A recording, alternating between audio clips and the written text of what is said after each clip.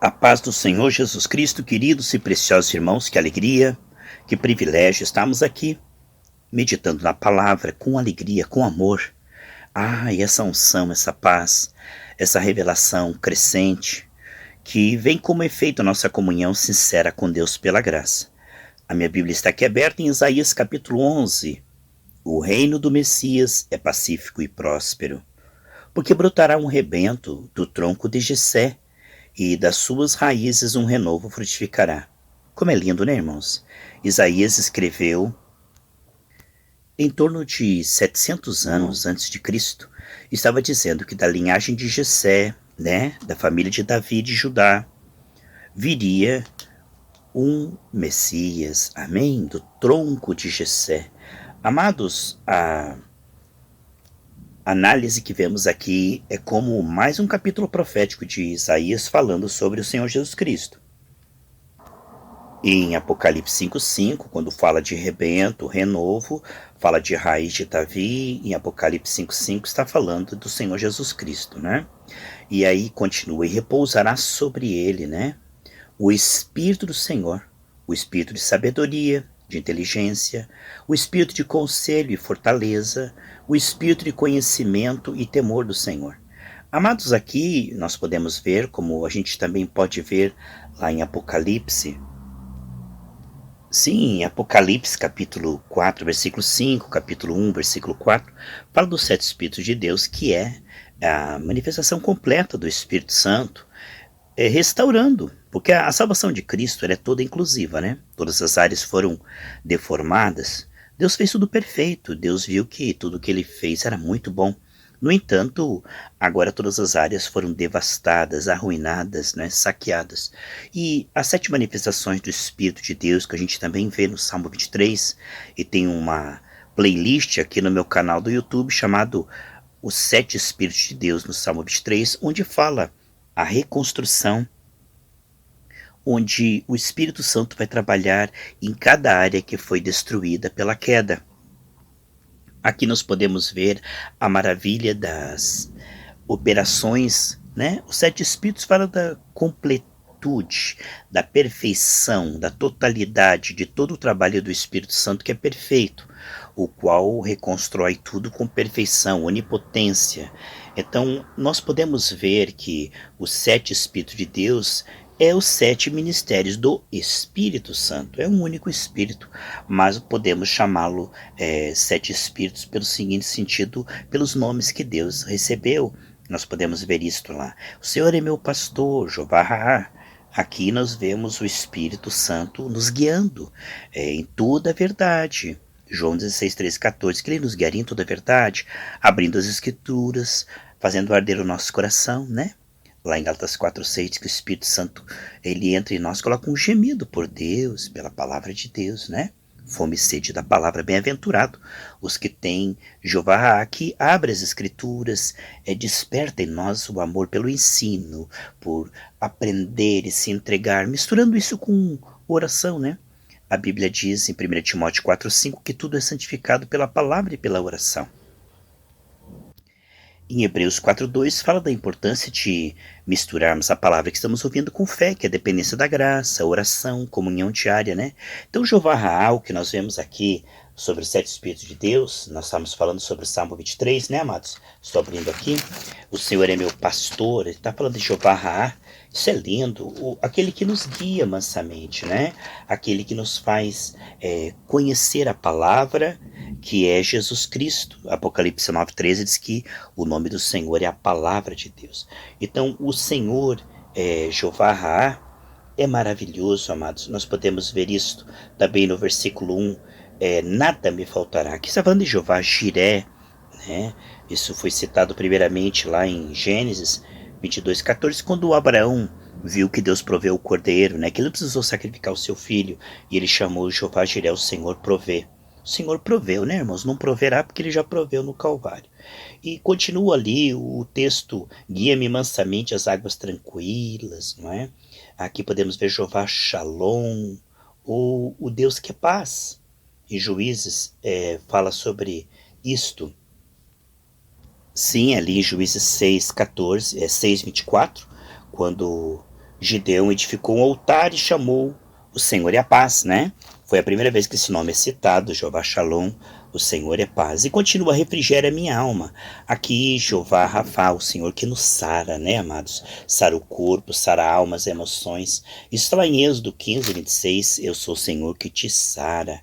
Continuando falando dos sete Espíritos de Deus, guia-me pelas veredas da justiça, que é Jeová Tzidkenu. Isso está lá em Jeremias 23:6, onde fala o Senhor é a nossa justiça, né? Aquele que nos justifica, aquele que nos dá o desempenho justo, aquele que nos defende, nos mostra como inocente, né? Diante de Deus e dos homens, e nos dá esse desempenho.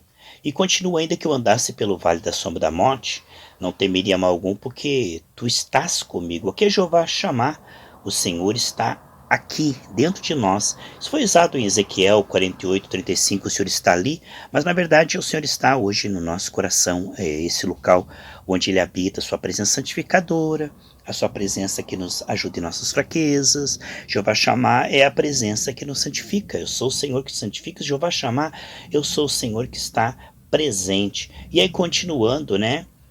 Preparas uma mesa perante mim. Aí nós podemos ver aqui, ó, Jeová Nissim, é aquele que defende o nosso território, amplia o nosso território. Está lá em Êxodo 17:5. O Senhor é minha bandeira, é aquele que protege o meu território e me faz avançar. Então podemos ver nessas passagens dos sete Espíritos de Deus, que bate aqui com os sete Espíritos de Isaías capítulo 11, esta manifestação.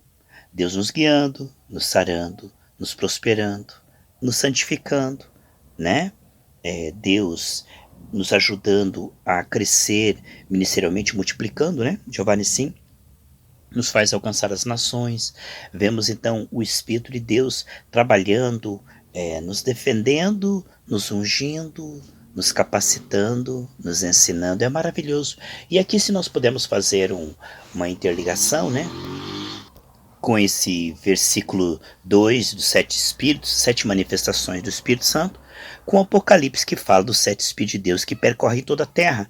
Ah, como é linda a operação do Espírito Santo reconstruindo nossa vida espiritual, finanças, saúde, família, né?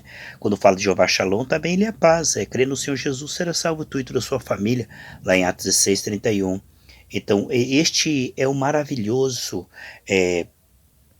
texto onde nós vemos sobre o Espírito Santo que Jesus enviaria 700 anos depois. Aqui estava falando do reinado do Messias e das características do Espírito Santo, reconstruindo, né? Mais do que perfeito, a nova criação profética. E continua, deleitar-se-á no temor do Senhor, não julgará segundo a vista dos seus olhos, nem repreenderá segundo ouvir dos seus ouvidos. Então Jesus não seria como o primeiro Adão, né? Caído, porque Adão gerou segundo a sua espécie, mas Jesus é uma semente não corrompida, ele não veio de Adão assim como semente corrompida, não. É a semente da mulher, Deus separou uma semente pura e foi colocada em Maria. Jesus é 100% humano, mas 100% divino, no sentido de que ele não era guiado pelos seus olhos, pela sua mente humana, mas sim pelo Espírito de Deus, dependendo do Espírito. Porque ele só via com seus olhos físicos, né? O que os seus olhos físicos e os nossos veem, o mundo material, o efeito da queda.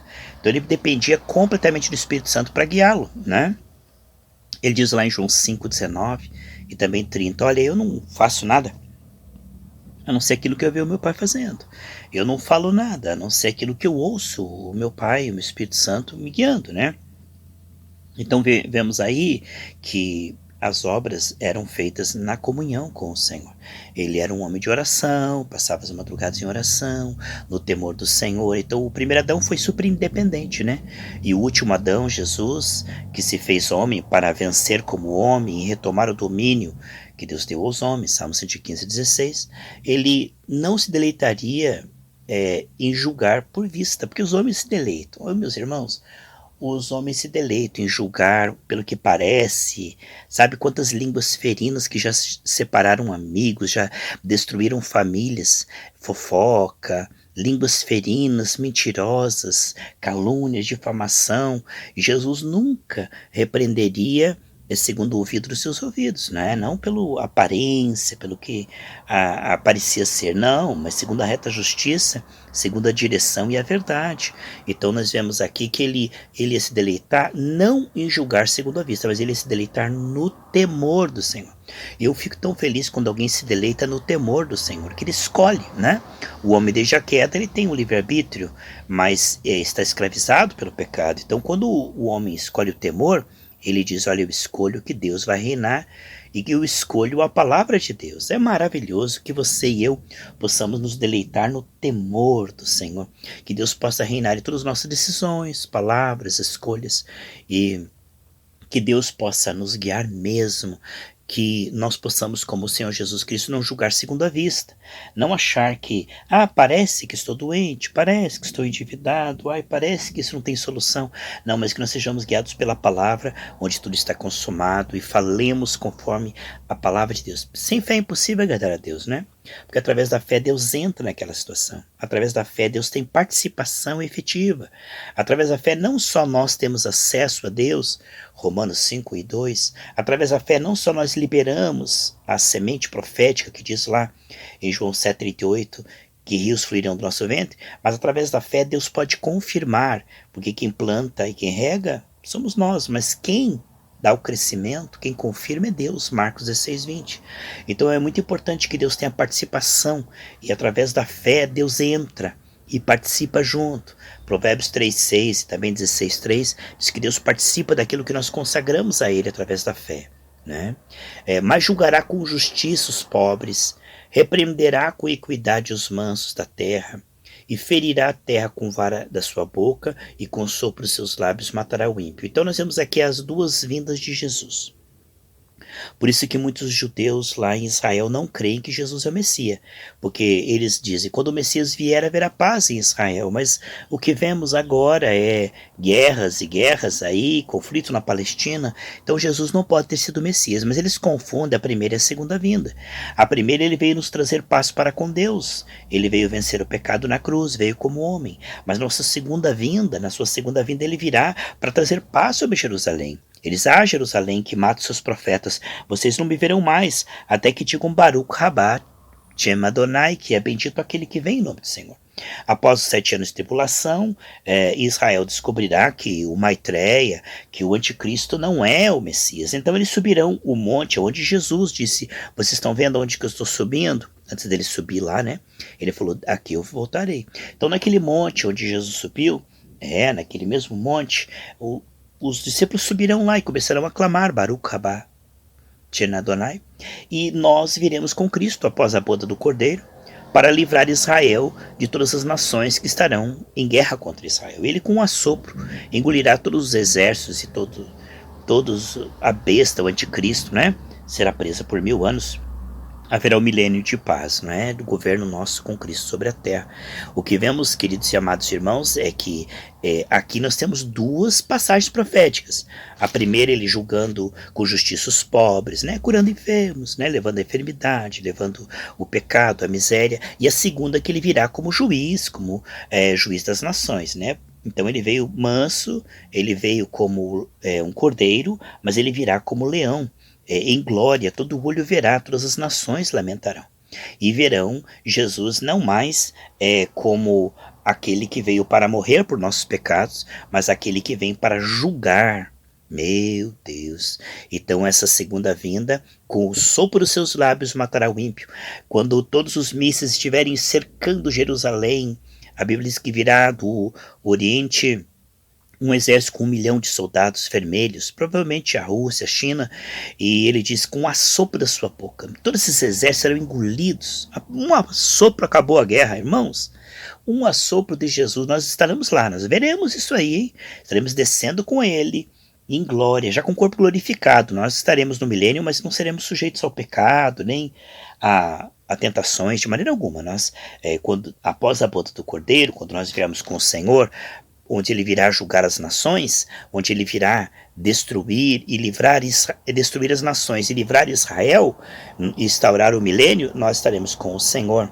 Então, a primeira vinda, Cristo cumpriu a parte A desse versículo, né? repreenderá com equidade os mansos da terra, pregando o evangelho, levando ao arrependimento.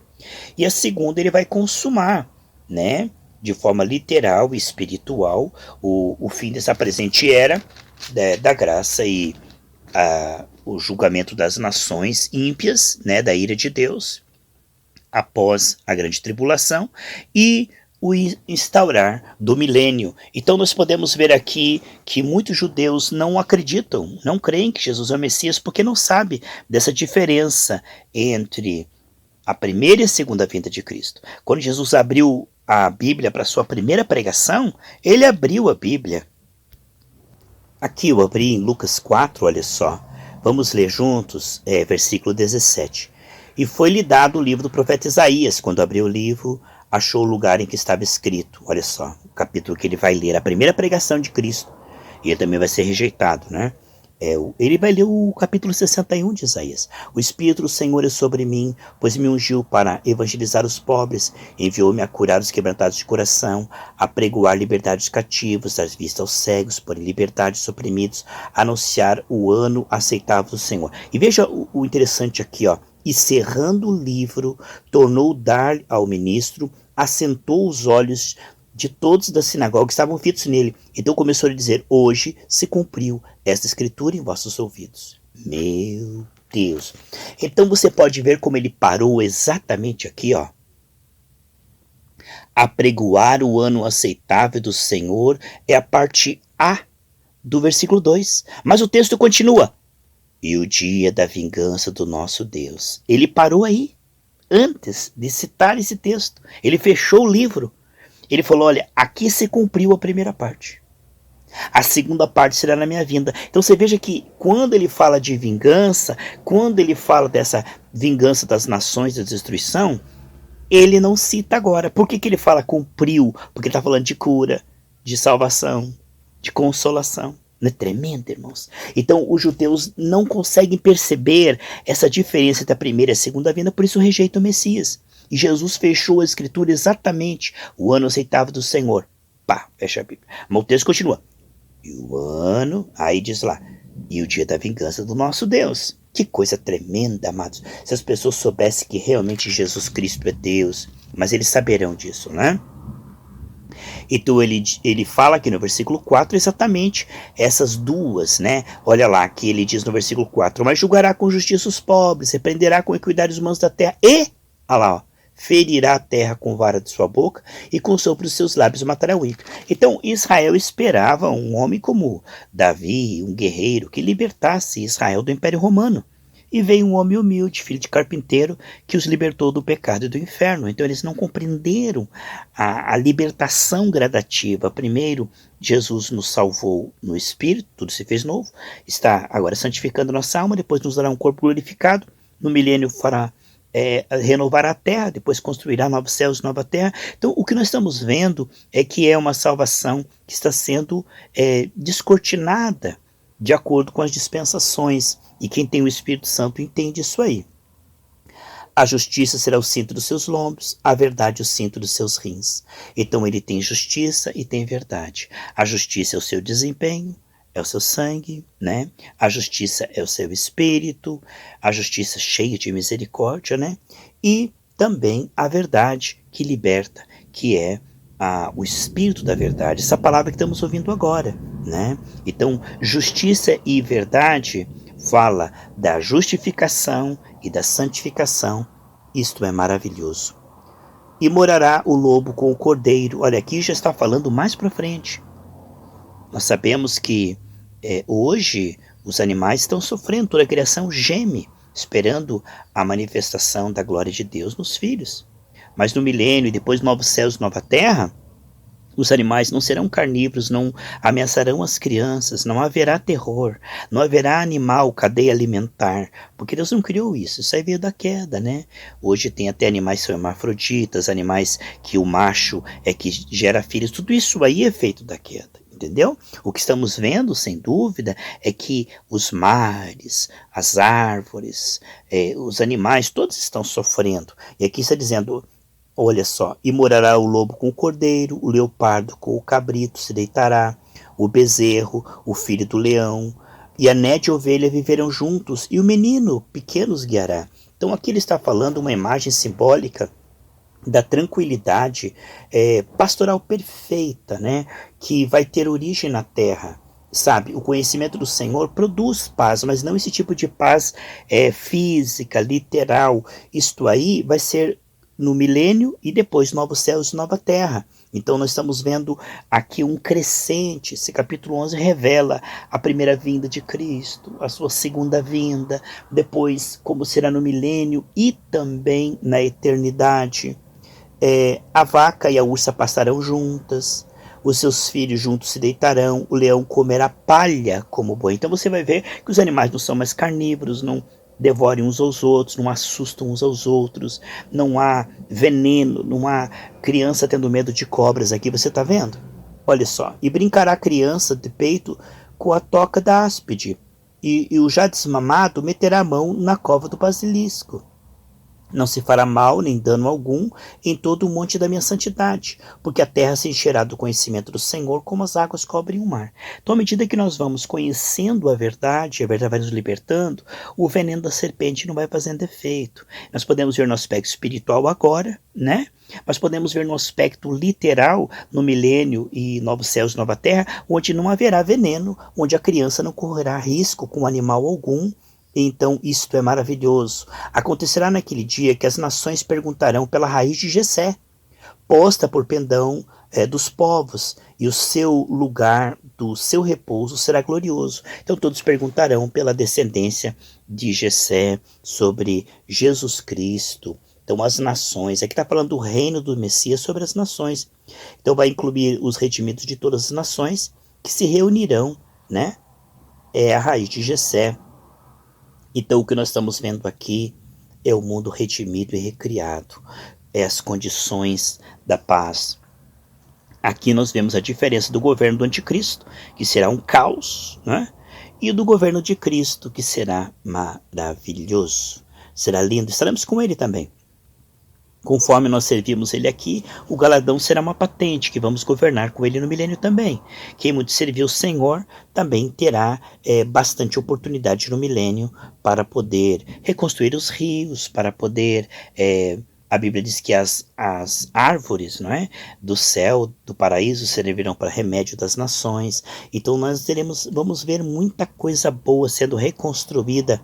Todo este mundo que está hoje e que vai ficar pior, né, por causa da grande tribulação, será reconstruído, né? Será todo reconstruído, as florestas, os rios, animais extintos. Será uma coisa linda, nós não podemos imaginar como será o governo de Deus na terra por 1000 anos, não é? E nós estaremos com ele aqui já com o corpo glorificado, né? Seremos como anjos, assim, junto com o Senhor, não seremos tentados, nem teremos problema algum de saúde ou problemas de fome, mas só se come como Jesus comeu depois que ele ressuscitou, é pelo prazer da comida, né? Não é pela necessidade fisiológica, tá bom? Então vemos aqui, porque há de acontecer naquele dia que o Senhor tornará a estender a mão para adquirir outra vez os resíduos do seu povo, que restarem da Síria, do Egito, de Patos, Etiópia, Elão, Sinar, Armate e as ilhas do mar. Então ele está falando aqui dos gentios, não é, amados? As nações também, o rei das nações. Ele está falando de várias localidades que faziam parte dos mares mediterrâneos e Egeu, ou seja, esses lugares representam os 4 confins da terra. Fala das nações redimidas, né? Então ele cita ali Etiópia, tá? Ele fala ali Patros, é o Egito, o Alto Egito. Etiópia é hoje o Sudão. Elão é a Mesopotâmia. Sinar é o delta do Eufrates. Ilhas do mar são as regiões costeiras dos mares Mediterrâneos e Egeu. Então você pode ver que pega ali a Europa, pega um pouco da África, toda aquela região ali do Oriente Médio, e então está falando de um reinado que vai pegando as nações ali e trazendo para Cristo. Levantará um pendão entre as nações, ajuntará os desterrados de Israel, os dispersos de Judá, congregará desde os 4 confins da terra, e desterrar-se-á a inveja de Efraim, os adversários de Judá serão desarraigados, Efraim não invejará Judá e Judá não oprimirá Efraim. Então agora podemos ver a paz entre os povos, podemos ver que não há competições, divisas, contendas entre as nações, guerras, rumores de guerras, pragas e pestes, mas o que nós estamos vendo aqui é a paz entre as nações produzidas por Cristo. Antes voarão sobre os seus ombros, sobre os ombros dos filisteus ao ocidente. Juntos despojarão os filhos do oriente, em Edom, Moabe, lançarão a mão, e os filhos de Amon lhes obedecerão. Aqui o reinado de Israel sobre as nações pagãs, podemos ver isto desde o aspecto profético aqui em Isaías, até quando Cristo vier para sujeitar todas as nações e elevar Jerusalém como capital do mundo no milênio.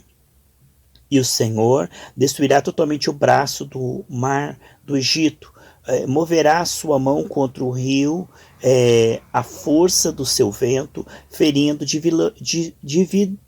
diluar em 7 correntes, em qualquer atravessará com calçado. Então Deus vai fazer com que aquele grande mar seja possível atravessar uma pessoa. Haverá um caminho plano para resíduos do seu povo, que restarem da Síria. Então aqueles que se arrependerem entre as nações serão restaurados, né? Serão aceitos, como sucedeu a Israel no dia em que subiu da terra do Egito. Então assim como Israel, quando subiu da terra do Egito, ele atravessou o mar, e o mar ficou embaixo dos seus pés. Assim ele está dizendo também, haverá uma condição de transposição, onde as pessoas poderão ir de um lugar para o outro, sem que haja esses impedimentos, como no caso para Israel sair do Egito e entrar na Terra Prometida, e passar pelo deserto e entrar na Terra Prometida, havia um mar à sua frente. Então assim também nós vemos que ele está falando de uma forma literal e também profética sobre, assim como Israel foi livre e passou através do mar, o Senhor abrirá um caminho para que essas nações que se arrependerem e aceitarem o Deus de Israel também possam chegar a Jerusalém, também possam estar celebrando no milênio junto com o Messias. São os 4 confins da terra. Esse capítulo é profundamente tocante, profético, lindo, cheio de poesia, cheio de salvação, cheio de júbilo, de restauração, de aceitação, de perdão. É um livro extraordinário, o livro de Isaías que estamos estudando. Eu creio que este estudo que nós estamos fazendo está carregado de unção, de cura, de provisão, de milagres. Enquanto está ouvindo essa palavra, Deus está tocando todas as áreas da sua vida, com certeza. Porque ninguém chega na presença do Senhor e Ele não se achega a você. Quando você se volta para a palavra, você é restaurado. Você está buscando conhecimento, mas a verdade vai te libertando também. E eu quero elogiar a tua vida, que está nessa série de estudos aqui. Estude mesmo, compartilhe e, sabe, é tempo não perdido. É a parte que você está investindo, é a melhor parte, porque você está se alimentando do pão do céu, você fica muito forte. Você está bebendo da água da vida, você está sendo sarado na alma, no corpo, porque até para o corpo essa palavra é remédio. Provérbios 4 diz que essa palavra, aqui Provérbios 4:22, né? Diz que essa palavra é remédio para o nosso corpo. Então eu creio que após esse estudo, as dores já sumiram do teu corpo, infecções, tumores, teus ossos estão mais fortes, não é?